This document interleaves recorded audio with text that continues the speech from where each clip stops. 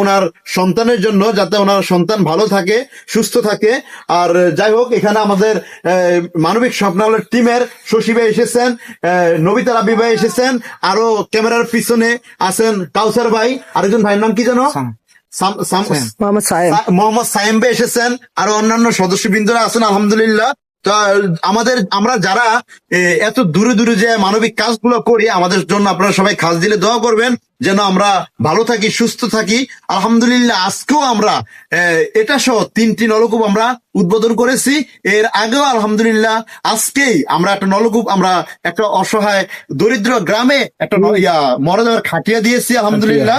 তো আস্তে আস্তে আমাদের এখানে লেট হয়ে গেছে, তার জন্য আমরা রাত্রে আমরা ভিডিওটা করতেছি। হ্যাঁ, যাই হোক, আমরা আবারও বলতেছি, আপনাদের 20-25টা ফ্যামিলির তো উপকার হয়েছে তো না? যাই হোক, আলহামদুলিল্লাহ। তো নবিতা রাব্বি ভাই, আপনার অনুভূতি কি বলেন তো?